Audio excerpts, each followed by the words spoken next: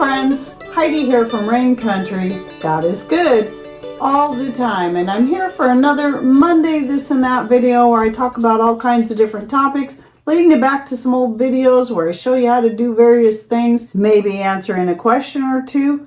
So let's get to the topics of today, starting off with the organic homemade gummies. You might have seen this picture in my community section on YouTube, or the post section. Depends on where you're looking from. Sometimes it says posts, sometimes it says community. But anyway, that's where I put images. And if I'm putting an image of something I've made and I have a video recipe out there on it, I always link to it within the post. So if you're reading somebody's post with an image, look for read more there, and you click on that and it'll open it up, and there's the link right there. And usually I try to keep those posts, the words in there, rather short, so it's easier to see that link. But anyway, just so you know, so I did provide the link to that video I did about 5, 6, 7 years ago, I don't know. And anyway, so I decided it was time, I hadn't done it yet, make some gummies for my grandbabies. So in that particular image, I had just done the 2 flavors using some organic juice I had on hand, which was some black cherry juice and the passion fruit, which is actually a blend, but it's all organic, no added sugar. And with those, I just did it simple. I didn't add vitamin C to it like I normally would. I just wanted to keep it simple. And so basically it's just 2 ingredients. It's your juice. So you start with a cup of juice, and then you sprinkle over that juice in a pan about 8 teaspoons of beef gelatin. You know, it's unflavored, so it's not going to add a beef flavor to it. And if you want to, you can add about a teaspoon or so of vitamin C to that, or some honey. I do recommend, I'm finding with those, that it does taste better if you add more to it. So the vitamin C is going to help add some tartness to it, as well as more vitamin C. And the honey is going to bring more sweetness, because once you add that gelatin, because 8 teaspoons, it's nearly 3 tablespoons.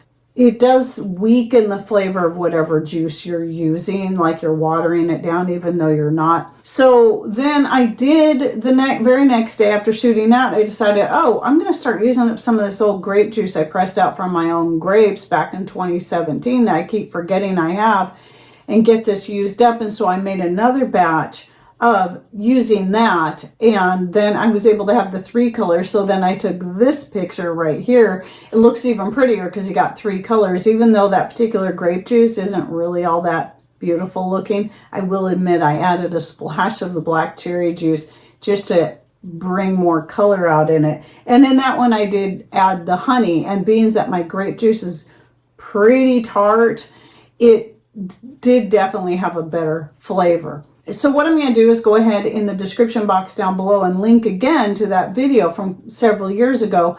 And you don't have to use those cute little silicone molds. They're cute, but they are kind of a pain in the rear. You got to make sure you lay it out on a cookie sheet first and just carefully pour. Sometimes the ends of them can be floppy and your juice is going to run out. But anyway, yeah, so you can just pour it into like take some coconut oil and grease up a glass pan, and then pour it in there, chill it, and then just cut it into squares. Like I did my very first batch many years ago, where I made the mango flavored ones, just using mango juice, and those were really good. But anyway, it's actually very, very simple. And then there was one more thing I was going to say. And when you're heating it doesn't need much heat. People who are concerned about like if you're adding vitamin C, about destroying the vitamin C, where you're heating it very, very low heat, you're not even getting it hot. You're just getting it warm enough that the gelatin, the honey, and the vitamin C, whatever you're adding to it, will fully dissolve in there. That's all. Basically, you're just getting it warm. And then you pour it into your molds. Plus, it's easier to pour in the molds if it's warm. So it's a very simple process. So anyway, with that said, I was talking about the grape juice. Well, I decided for the past several years, I just keep getting tons and tons and tons of grapes these days. And we don't really drink much. I mean, we might have a glass of our homemade wine once or twice a year tops. The rest of it gets used for gifting, bartering, marinating, making homemade medicinal extracts, and the like. And so that's where most of it goes. And so I get so many grapes that if I was to make that much wine, it would just keep piling up and piling up. I'd never be able to use it all.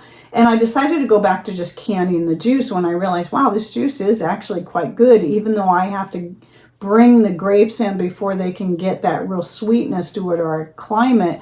So they do get some sweetness. They are pretty good. But then I freeze the grapes anyway, and I think that does help bring the sweetness out. So I always freeze the grapes. It makes them far easier to press the juice out, which I always do by hand. I like to keep the juice as raw as possible. I find for winemaking, it makes a much better flavor in the wine by keeping the juice as raw as possible. But again, freezing the grapes first makes the job so much easier. So I just press by hand. I cover this in the winemaking video that I did. I did a more recent one where I kind of covered everything in one video, and I'll link to that down below if you're interested in learning more. But same thing applies to the juice. And so this year I'm like, well, I got to get all these old grapes from previous years out of my freezer that have still been sitting in there. So I took those, I made a couple gallons of wine, got that going. Here's what it looked like the day I got everything started, and canned up the 6 quarts of just plain juice without added sugar or anything.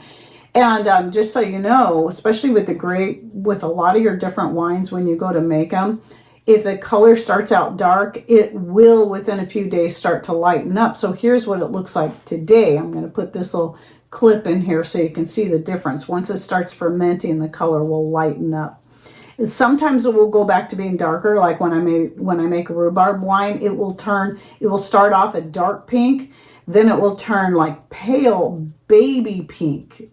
And then it goes back to a darker pink. But either way, the color usually ends up being prettier at the end than it was when it started, especially when you're talking about using green or white grapes to make a wine. The color definitely looks better towards the end. So yeah, I went ahead and canned up some juice, and I actually plan on doing more of that after I freeze my grapes. And then I'm going to go ahead and take those out because I got all the old grapes out of my freezer, and I want to put up as many grapes as I can. So instead of just constantly having to make wine that we just don't work through fast enough, I am going to go ahead and take a lot of it back out and then juice it up and can some more, because I'm finding more uses for that grape juice, such as making the gummies, or like another thing is I decided I have so many apples still coming in, going to go ahead and make more apple butter. I made a small batch yesterday, and what I did was I used the rest of the grape juice that I had opened from 2017 that I didn't use to make the gummies to cook the apples in, just to add more flavor instead of using water, and then added my spices and the sugar, and then made the apple butter out of that. And that turned out pretty good. So I'm going to either today or tomorrow make another much bigger batch. I know I said I wasn't going to put up any more apple butter or jam this year, but I have so many apples. And one thing I found was yesterday I decided to take out one of my older batches, again from 2017, of apple butter and make some of the frozen treats. It's kind of like eating ice cream in a way, but it's more fruit than the cream. And I decided to just try that. So all I did was the 2 ingredients. I did the apple butter. I put the whole jar of apple butter in my blender, added the half and half, and blended it well and poured it into glasses to freeze and just eat with a spoon. And that turned out really good. So now that I have another idea of a way I can use that up that will be really tasty throughout the whole year. I mean, you can do so many things with apple butter. I've made little small pies, hand pies, using the apple butter in there. But I just a lot of times forget that I have those apple butters and jams. And so I'm trying to think of ways that we can use them up more, besides just giving them away to family as well. So anyway, that's what I'm going to do to keep working through these apples. And yes, I'm giving a bunch of apples away as well. And then a couple other things I've been doing with the apples, like some of you know, I already got all the apples I want dehydrated and put up, including the apple peel powder. I also then went on to go ahead and make some apple pie mixture. And so I got right now about a dozen apple pies in my freezer. That's the way I prefer to put it up for a pretty quick and easy. Not as quick as if you canned it. I just find I don't like canning the apples. I don't like I don't know, it does something to them that I don't care for personally. But freezing makes it just easy enough. All I got to do is thaw it. It doesn't take long to thaw. And pour the whole thing into my prepared pie crust. And so with that, because a lot of people say, oh, you can't add flour when you're canning it. But I do. I put the flour in, I put the sugar, I put the apples, I put the cinnamon, nutmeg, and cloves, plus the powdered rhubarb from my own garden, which adds that and gets that nice tart flavor in there that helps bring out the flavor of the apples better. And I just put all that in there in the bag. I mix it in a bowl first, put it in my bag, seal it up, and throw it in there. These bags are plastic. It is the one plastic thing I will use for putting up food in the freezer because it's reusable. And if you ever have a problem with the zipper on it not sealing, all you got to do is put a little coconut oil, almond oil, whatever oil in there, and just rub it in there, and it will seal right up perfectly.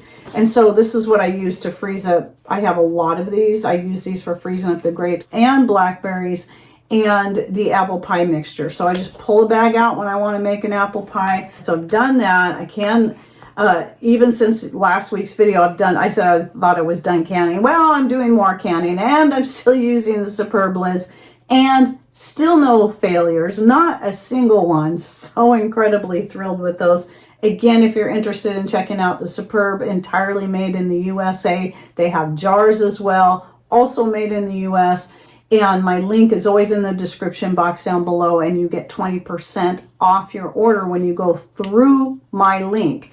Plus, it does help us because we earn a little bit of commission. And thank you to everyone who put in an order this past week, since last week's video. So anyway, so I've done that. I also went ahead and canned up another batch of the potatoes, dry canned potatoes, where you don't put the liquid in, because I'm pretty happy with that. I'm still considering possibly doing another batch because I still have a lot of potatoes to work through. But I'm thinking we might just go ahead and try to eat a lot of potatoes and just do as many fresh as possible. So that's kind of a lot of the stuff that's been going on this past week, is a lot of preserving. Been starting to pick my pumpkins. And if you ever pick your pumpkins and they're still a little bit green, because my plants are pretty much dead, so I've been started taking them off there one at a time. I still have quite a few more. I have 4 more in the dance room and several more out on the plants. But anyway, if you ever pick them a little bit green, they will still, even if they're almost fully green, when you pick them, if you have to bring them in early because you're afraid of it freezing before they turn orange, they will still turn orange. They'll still finish ripening once you bring them in. But one of the things I love about growing pumpkin and then harvesting it is I can use it as decor clear up through the end of November. That is then, after that, is when I take them and cook them up and then dehydrate and powder those as well for making pies, cookies, breads, adding to coffee, icings, and more. And I just love growing pumpkins. But anyway, that was a quick tip I wasn't going to talk about, but I'll cover that more. And I do have videos on making squash powders, which includes pumpkin, spaghetti squash, butternut squash, whatever you want to use in whatever you want to use it in. So the other thing, though, I wanted to bring up is that, my chickens are starting to slow down. It's that time of the year, and I've been selling and giving away a lot of my eggs without doing my favorite thing, which is the hard-boiled, well, I don't boil them, I actually steam them, but hard-cooked fermented eggs. And this is one of my favorite fermented foods right here. And it's really my favorite way to eat eggs, that and deviled eggs, my 2 favorites. So it's just a way to add a little more health boost to the eggs, but also more flavor. Now, somebody was trying to explain to me that you're pickling eggs. Yes, fermenting is the old-fashioned way of pickling, but modern-day pickling involves vinegar. I don't use vinegar. I've never actually had a vinegar pickled egg. I've only had the fermented eggs like I do it, and I only ferment them for 3 or 4 days. and they don't get sour. They just take on more flavor, especially when you're adding things like I got red pepper, garlic, and rosemary in here, and it just adds more flavor to the egg itself. And even, you know, because fermented foods get fizzy, the eggs even kind of have that little bit of fizziness in them. So I have a video on this that I did, my most recent one, I'll link to in the description box. However, just know, I believe I put it in a comment that I pinned to the top under that video, that I accidentally, when I was editing the video, didn't even realize till people kept asking, I accidentally cut out the part where I was adding more water. So after I got the eggs in there, I got my homemade fermentation starter, whatever herbs and spices I'm going to use in there, and then I top it off with water. I do top it off with water. And then I let it sit on my counter and ferment for 3 to 4 days. And I've actually this is done. This is ready. And I've just been leaving it out because I'll work through these eggs. I know I can tell I've been eating more eggs in my diet. I just feel better when I'm eating the eggs. And so anyway, I'll probably do another batch of those soon so I can keep getting those. It used to be scrambled eggs were my favorite. These are my favorite now. So anyway, if you'd like to learn how I do that, and yes, you can pickle using vinegar if that's the flavor you're wanting to go for, but that's not the flavor I'm wanting out of these eggs. And the great thing about this too is since you're not using the vinegar to pickle them with, you're just fermenting them and they're not taking on that sour flavor. But even if you don't add any spices to it, you're just going to get that flavor of like a hard-boiled egg, but just better. I don't know how to explain it, but you could still use those for making deviled eggs and adding to potato salads or making egg salad sandwiches and the like. So it can be a good way to preserve the eggs. However, if I knew I wasn't going to work through them right away, I would still store them in the refrigerator since they are eggs, just to be certain. That's just me. And then of course right here, I got this is my honeysuckle fermentation starter bread get going here. I usually let it keep adding flour to it every day for a few days until I'm ready to make the bread. And then I just make the bread. If I realize, no, I don't want to make bread this soon, I then just stick it in the refrigerator and let it sit until I am ready to make bread if I think it's going to be a few more days. But once it's, you know, nice and thick and it's very fizzy, I can use it right away. So if you'd like to learn more about that and how I make bread using my own homemade fermentation starter, same thing I use for the eggs, same thing I use to make the wine, and many more things, then I will link to that video in the description box down below as well. And then one more thing I wanted to say is that I need more preparedness testimonies. I only have one left. It's probably just about long enough I could just do a video on that, but if I got at least 1 or 2 more shorter ones, it would be better. But I need long ones too. So if you got any testimonies you'd like to share, please send them to raincountryhomestead@gmail.com with the title Preparedness Testimony so that I know what folder to drop it in, because I really want to get another one of those videos shot here soon to publish about 6 weeks down the road. And yeah, so please send those to me. And if you've never seen those, I'll just go ahead and link to my full preparedness testimonies playlist, because that was part number 17 that came out. So I want to do a part 18. And then I also have a series on natural healing testimonies that I do. And this is people sending me their own personal stories, and then I read them to you. So that's it for my this and that for the week. I hope you enjoyed it. Any thoughts, ideas, please share those in comments down below. And thanks for watching. Take care and God bless.